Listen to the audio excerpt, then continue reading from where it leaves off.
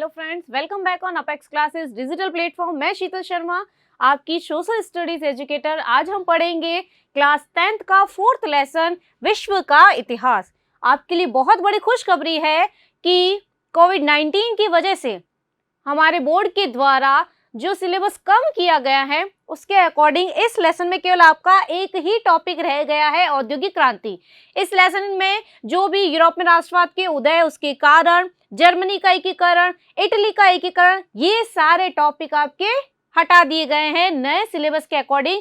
2021 में जो 10th board की एग्जाम होंगे उनके लिए सिलेबस में ये पार्ट हटा दिए गए हैं। ओके, तो इस लेसन में सिर्फ आपका एक ही टॉपिक रह गया है, वो है औद्योगिक क्रांति। और इसमें भी ये लेसन जो है आपके केवल कितने मार्क्स का रख दिया है? 2 मार्क्स का रख दिया है, ठीक है ना। एक ही टॉपिक है औद्योगिक क्रांति और ये भी कितने मार्क्स के? Only 2 marks. यानी इसमें आपको लघुतरात्मक क्वेश्चन आपके आएंगे नहीं, 4 नंबर वाले, 3 नंबर वाले जो आते हैं। लॉन्ग क्वेश्चन इसमें से बनता नहीं है। 2 नंबर में क्या होगा? या तो एक नंबर के 2 क्वेश्चन पूछे जा सकते हैं या फिर 2 नंबर का एक क्वेश्चन 1+1 करके भी पूछा जा सकता है और डायरेक्ट 2 मार्क्स का भी पूछा जा सकता है। यानी आपको इसमें सिर्फ छोटे छोटे क्वेश्चन आंसर ही याद करने, यानी सबसे ईजी चैप्टर हो गया, ठीक है ना। पहले आपको सारे एकीकरण में कौन सी संधि हुई, कौन सा युद्ध हुआ, कौन सा सार्डिनी आया, पिटवांट आया, ठीक है ना, लाम्बी आया, किसके साथ में किसका एकीकरण हुआ, कंफ्यूजन रहता था, तो वो टॉपिक ही हटा दिया गया आप लोगों के लिए। बहुत बड़ी खुशखबरी है, ठीक है ना। तो आज हम पढ़ेंगे औद्योगिक क्रांति, जो कि नेक्स्ट अपन पढ़ते हैं औद्योगिक क्रांति के समय विभिन्न क्षेत्रों में हुए आविष्कार और सुधार। अब यहाँ पर एक चीज आपको नोट करनी है कि अलग अलग क्षेत्र अपन यहाँ पर पढ़ेंगे। सारे क्षेत्र एक साथ कभी नहीं पूछे जाते। और अब तो पहले 4 नंबर का लेसन था, अब ये 2 नंबर का लेसन हो गया है, तो भी नहीं पूछे जाते। 4 नंबर में भी नहीं पूछे जाते तो 2 नंबर में तो पूछने का सवाल ही पैदा नहीं होता है, ठीक है ना।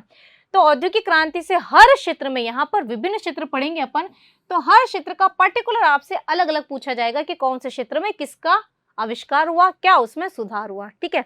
सुधार में आपको एक ही चीज याद रखनी है सभी क्षेत्र में, चाहे वह कृषि का क्षेत्र हो, चाहे वह वस्त्र का क्षेत्र हो, चाहे वह परिवहन का क्षेत्र हो, चाहे लौह इस्पात का क्षेत्र हो, चाहे संचार का क्षेत्र हो, ठीक है ना। सभी क्षेत्र में परिवर्तन में आप क्या लिखोगे, संचार में सुधार में क्या लिखोगे, साधनों में, क्षेत्रों में क्या सुधार लिखोगे कि जो कार्य पहले हाथों से होता था, परंपरागत औजारों से होता था, अब उसका स्थान किसने ले लिया? मशीनों से। जैसे पर्टिकुलर अगर अपन कृषि की बात करें तो कृषि का क्या लिखेंगे आप कि कृषि कार्य जो पहले छोटे खेतों पर होता था, परंपरागत औजारों से होता था, ठीक है ना, पशुओं के माध्यम से होता था, अब यहाँ पर क्या परिवर्तन हुआ? अब ये सबसे पहला औद्योगिक क्रांति से यही परिवर्तन हुआ कि अब बड़े क्षेत्रों पर खेती की जाने लगी।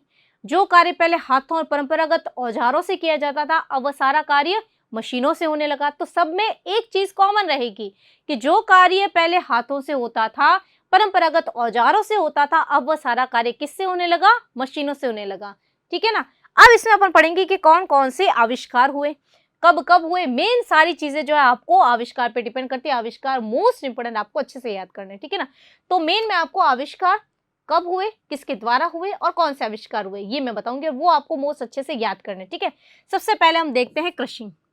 कृषि के क्षेत्र में जो आविष्कार हुए उसमें सबसे पहला नाम याद रखना है आपको, यॉर्कशायर का एक जमींदार था, जेथरो टल। क्या नाम था उसका? जेथरो टल। जेथरो टल आविष्कारक का नाम है। इसके द्वारा किसका निर्माण हुआ, किसका आविष्कार हुआ? तो इसके द्वारा निर्माण हुआ सीड ड्रिल मशीन का। किसका हुआ? सीड ड्रिल मशीन, मतलब बीज बोने की मशीन। जो कार्य पहले हाथों से होता था, जानवर उसको खुदाई कर रहे हैं और पीछे आदमी जो है वह बोने का कार्य कर रहा है। अब यहाँ पर क्या हो गया? एक मशीन बन गई जो साथ साथ में खुदाई भी कर रही है और ऊपर से बीज डालने का भी कार्य कर रही है, तो ना। तो सीड ड्रिल मशीन क्या थी? बीज बोने की मशीन। अब एक नंबर में आपसे पर्टिकुलर ये भी पूछा जा सकता है कि सीड ड्रिल मशीन का आविष्कार किसने किया था? तो सीड ड्रिल मशीन का आविष्कार किया था यॉर्कशायर के जमींदार जेथरो टल ने, ठीक है। तो पहला आविष्कारक का नाम आपको याद रखना है, जेथरो टल। ओके, दूसरा नाम आप याद रखेंगे टाउनशेड। दूसरा नाम क्या याद रखोगे? टाउनशेड। टाउनशेड ने क्या किया? टाउनशेड जो था, टाउनशेड ने फसल चक्र का सिद्धांत दिया। किसका सिद्धांत दिया? फसल चक्र का सिद्धांत। फसल चक्र के सिद्धांत का मतलब क्या होता है? फसलों को बदल बदल कर बोने की तरीका बताया, इसने सिद्धांत बताया कि फसलों को बदल बदल कर बोना चाहिए। इससे क्या हुआ, पहले क्या होता था, किसान एक किसी फसल को उत्पादन के बाद में 1 या 2 साल तक उस जमीन को पड़ती छोड़ देते थे। पड़ती का मतलब क्या होता है, खाली छोड़ देना, कि तब वापस वो उत्पादित हो जाए, उपजाऊ बन जाए, उसके बाद में वापस हम उस खेत पर खेती करेंगे। लेकिन यहाँ पर टाउनशेंड ने क्या फसल चक्र का सिद्धांत है कि आप अगर एक ही खेत पर फसलों को अदला बदली कर अगर बोएंगे तो भूमि की उर्वरता बनी रहेगी, वह समाप्त नहीं होगी और आप पूरे साल भर तक उस पर खेती बाड़ी कर सकते हो। ये सिद्धांत किसने दिया था, टाउनशेंड ने। तो ये भी एक नया परिवर्तन था। पहले तो लोग जैसे 2 साल की खेती एक जमीन पर, फिर उसको खाली छोड़ना उनके लिए अनिवार्य हो जाता था, क्योंकि उसकी भूमि की जो उर्वरता होती थी, उपजाऊ उत्पन्न जो होता था, वह समाप्त हो जाता था। लेकिन टाउनशेंड के जो फसल चक्र का सिद्धांत उसने दिया, यानी फसलों को अदल बदल कर बोने का जो सिद्धांत दिया, उससे किसानों को वर्ष भर उत्पादन का कार्य करने को मिल गया। ठीक है, तीसरा जो आविष्कार आपको याद रखना है, वो याद रखना है रॉबर्ट बैकबेल का। कौन था, रॉबर्ट बैकबेल। अब रॉबर्ट बैकबेल जो है, इसने किसका आविष्कार किया, इसने आविष्कार किया, कब किया पहले तो याद रखना है, 1770 ईस्वी में। ठीक है, 1770 ईस्वी में रॉबर्ट बैकबेल ने किसका आविष्कार किया, इसने एक नया सिद्धांत दिया कृषि के साथ साथ पशुपालन का। कृषि के साथ पशुपालन का सिद्धांत है कि खेती बाड़ी के साथ साथ हमें पशुओं को पालना चाहिए, पशुओं का भी उपयोग करना चाहिए और पशुओं से प्राप्त होने वाली चीजों को बेचकर भी हम कृषि के साथ साथ अन्य व्यवसाय कर सकते हैं। तो इसमें जैसे कृषि कार्य में जो बची हुई जो घास फूस रह जाती है वो पशु खा सकते हैं। ठीक है ना, तो इस प्रकार कृषि के साथ साथ पशुपालन का जो सिद्धांत दिया था वह किसने दिया था, रॉबर्ट बैकबेल ने दिया था। और कब दिया था, 1770 ईस्वी में इसने ये सिद्धांत दिया था कि अब जो है वो पशुपालन जो है एक कृषि के साथ साथ पशुपालन भी क्या बन गया, एक अच्छा उपयोगी व्यवसाय बन गया, जिसमें कई प्रकार की जो पशु जैसे भेड़ है, गाय है, उनकी नस्लों में भी सुधार किया गया ताकि अधिक उत्तम मात्रा में उनसे जो चीजें उत्पादित हो रही है उसको हम प्राप्त कर सके और उसका व्यापार कर सके। ठीक है, चौथा पॉइंट जो है रॉबर्ट बैकबेल के बाद में जो चौथा आविष्कार है वो आपको ध्यान रखना है व्हीटन का। किसका याद रखोगे, व्हीटन, अमेरिकी निवासी है व्हीटन। इसने आविष्कार कब किया, 1793 में। किसका आविष्कार किया, अनाज को भूसे से अलग करने वाली मशीन का निर्माण किया। अनाज को भूसे से अलग करने वाली मशीन का निर्माण किया इसने। इसमें क्या है, पहले जो कार्य किसान लोग जो है उनकी औरतें जो होती थी हाथों से करती थी, जैसे आपको ध्यान हो बड़ा सा छाजला वगैरह लेकर उसको अलग किया जाता है, तो अनाज को भूसे से अलग करने का कार्य अब किससे होने लग गया, मशीनों से होने लग गया। जो कार्य पहले हाथों से होता था किससे होने लग गया, मशीनों से होने लग गया। और इस मशीन का आविष्कार किसने किया, व्हीटन ने, अमेरिकी निवासी व्हीटन ने। और कब इसका आविष्कार हुआ, 1793 में। ओके, पांचवा जो आपको कृषि क्षेत्र में आविष्कार याद करना है वह है एच मैककॉर्मिक। कौन था, एच मैककॉर्मिक। एच मैककॉर्मिक, ठीक है ना, नाम आपको अच्छे से याद रखना है, एच मैककॉर्मिक। एच मैककॉर्मिक जो था, सॉरी मैककॉर्मिक है ना, मैककॉर्मिक। एच मैककॉर्मिक जो था इसने किसका आविष्कार किया,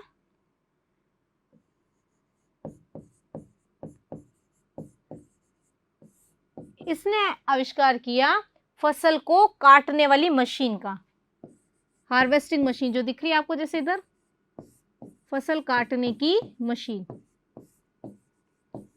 फसल काटने की मशीन का इसने आविष्कार किया। ठीक है ना, पहले जो ट्रैक्टर के द्वारा परंपरागत औजारों से किया जाता था वह कार्य किससे होने लग गया, हार्वेस्टिंग मशीन के द्वारा होने लग गया। ठीक है, और इसका सन आप याद रखोगे 1834 में। ठीक है, तो कृषि क्षेत्र में 2 लाइनें तो मैंने आपको बताया जो कॉमन रहेगी कि जो कार्य पहले परंपरागत तरीके से हाथों के द्वारा होता था वो सारा कार्य किससे होने लग गया, मशीनों के माध्यम से होने लग गया। अब इनके आविष्कार मैं वापस एक बार रिपीट कर दूं, कौन कौन से आविष्कार याद रखने हैं आपको। जेथरो टल ने बनाई शीट ड्रिल मशीन, टाउनशेंड ने दिया फसल चक्र का सिद्धांत। रॉबर्ट बैकबेल ने 1770 ईस्वी में कृषि के साथ पशुपालन को व्यवसाय रूप बनाया। अमेरिकी निवासी वियटर ने 1793 में अनाज को भूसे से अलग करने वाली मशीन का निर्माण किया। और एच मैकॉर्मिक ने क्या किया? एच मैकॉर्मिक ने फसल काटने की मशीन बना दी। ठीक है,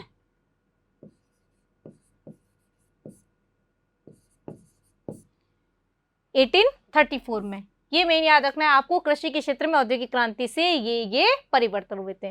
नेक्स्ट अपन पढ़ते हैं, औद्योगिक क्रांति से वस्त्र उद्योग में क्या परिवर्तन हुआ। वस्त्र उद्योग में भी वही चीज है कि पहले जो कार्य, जैसे मैं आपको फर्स्ट पिक में बताया था कि चरखा चलाकर हाथों से बनाया जा रहा है, धागे को काता जा रहा है, उसको बुनाई की जा रही है उसकी, ठीक है ना। तो जो कार्य पहले परंपरागत तरीकों से, परंपरागत औजारों के माध्यम से किया जाता था, अब वह किससे होने लग गया? मशीनों से होने लग गया। अब इसमें जो प्रमुख रूप से आपको आविष्कार याद रखने हैं वो ध्यान रखोगे। सबसे पहले वस्त्र उद्योग में पहला आविष्कार जो आपको याद रखना है वह याद रखोगे 1733 का। 1733 में सॉरी, आविष्कारक का नाम क्या है? जॉन के। ये है आविष्कारक, ठीक है ना। 1733 में जॉन के ने किसका आविष्कार किया? फ्लाइंग शटल का। किसका आविष्कार किया? फ्लाइंग शटल का आविष्कार किया। ओके, मोस्ट इंपोर्टेंट, अगर आपसे पूछा जाए फ्लाइंग शटल जो थी इससे क्या आसानी होती थी? इससे क्या होता था? कम समय में चौड़ा कपड़ा बनाया जा सकता था। कम समय में चौड़ा कपड़ा बनाया जाता था। ओके, पहला आविष्कार तो ये हो गया। दूसरा जो आपको आविष्कार याद रखना है, पहला जॉन के फ्लाइंग मशीन, फ्लाइंग शटल हो गया। दूसरा आपको ध्यान रखना है स्पिनिंग जेनी का, 1765 ईस्वी में, ठीक है। और आविष्कारक का नाम याद रखोगे जेम्स हारग्रीव्स। कौन था? James Hargreaves. और इसके द्वारा किसका आविष्कार हुआ? आविष्कार का नाम याद रखना है स्पिनिंग जेनी।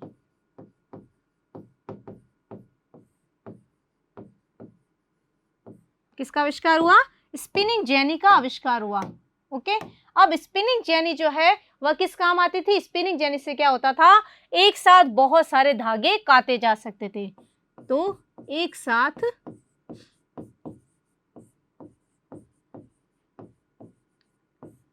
अनेक धागे काटना,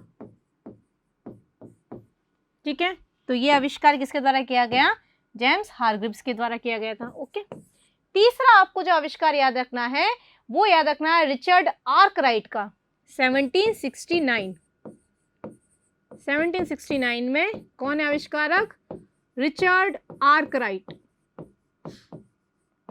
रिचर्ड आर्कराइट ने किसका आविष्कार किया? तो रिचर्ड आर्कराइट ने क्या किया था? वाटर फ्रेम का आविष्कार किया। वाटर फ्रेम का आविष्कार से क्या होता था? मजबूत धागा तैयार होता था। क्या होता था इससे? मजबूत धागा बनाया जाता था। मजबूत धागा बनाना, ठीक है। नेक्स्ट अपन फोर्थ आविष्कार याद रखेंगे। 3 आविष्कार हो गए। सन के साथ में आपको आविष्कार के नाम याद रखने हैं और कौन से आविष्कार हुए वो भी याद रखने हैं आपको, ठीक है। नेक्स्ट अपन याद रखेंगे 1779 का, 10 वर्ष बाद में। 1779 में आविष्कारक का नाम क्या है? Samuel Crompton. क्या नाम है? Samuel Crompton. सैमुअल क्रॉम्पटन जो था इसके द्वारा किसका आविष्कार किया गया? इसके द्वारा म्यूल का आविष्कार किया। सैमुअल क्रॉम्पटन जो था इसके द्वारा म्यूल का आविष्कार किया गया। और म्यूल के आविष्कार से भी क्या होता था? धागा जो था वह मजबूत बनाया जाता था। मजबूत धागा भी जरूरी है कि काटते बुनते समय क्या होता है? वह धागा टूटना नहीं चाहिए, ठीक है ना। तो बहुत ही अच्छी किस्म का, बढ़िया किस्म का और मजबूत धागा जो है वैसे बनाया जाने लगा। मजबूत व अच्छी किस्म का धागा तैयार होता था म्यूल से। अच्छी किस्म का धागा। ओके, नेक्स्ट अपन देखते हैं सैमुअल क्रॉम्पटन के बाद में नेक्स्ट अपन को जो लास्ट इसमें आविष्कार याद रखना है वो कब का याद रखोगे आप? 1787 का। कब का याद रखोगे? 1787 में आविष्कार हुआ। किसका आविष्कार हुआ था? पावर लूम का। किसका? पावर लूम का। किससे क्या था? Edmund Cartwright. एडमंड कार्टराइट के द्वारा किसका आविष्कार हुआ? पावर लूम का आविष्कार हुआ, जो कि शक्ति चालित करघा था, यानी अब उसको हाथ से चलाने की आवश्यकता नहीं थी। ठीक है ना, ये क्या था? शक्ति चालित करघा, यानी बटन ऑन किया और चरखा चलना शुरू हो जाता था, कतई बुने का कार्य शुरू हो जाता कतई का। ठीक है ना, तो इसमें आपको 5 आविष्कार जो है, 1733 का जॉन के का फ्लाइंग शटल, 1765 का जेम्स हारग्रीव्स का स्पिनिंग जेनी, 1769 का रिचर्ड आर्कराइट का वाटर फ्रेम मशीन, 1779 का सैमुअल क्रॉम्पटन का म्यूल, 1787 में एडमंड कार्टराइट का पावर लूम का आविष्कार। तो ये सारे आविष्कार जो थे ये औद्योगिक क्रांति के परिणाम स्वरूप हुए थे, जिससे वस्त्र उद्योग जो था वो बहुत ज्यादा सरल तरीके से विस्तृत रूप से बढ़ने लगा। ठीक है, 10th बोर्ड के स्टूडेंट इसको बहुत अच्छे से देखें, अपने फ्रेंड सर्किल में अपने परिचितों को इस वीडियो सेशन को शेयर करें, ताकि ज़्यादा से ज़्यादा स्टूडेंट इस वीडियो सेशन का लाभ उठा सकें। इसके साथ ही हमारे चैनल से बने रहिए, हमारे चैनल को सब्सक्राइब कीजिए, बेल आइकन को प्रेस कीजिए, ताकि हमारे से चैनल्स पे जो भी नोटिफिकेशन आए वो आपको टाइम टू टाइम मिलते रहे। Okay, thank you. सब्सक्राइब करें हमारा Apex Classes Edutech YouTube channel, साथ ही बेल आइकन को क्लिक करना बिल्कुल ना भूलें, ताकि आगे आने वाले सभी यूट्यूब वीडियोस की अपडेटेड नोटिफिकेशंस सबसे पहले आपको मिले। Apex Classes Edutech, subscribe now.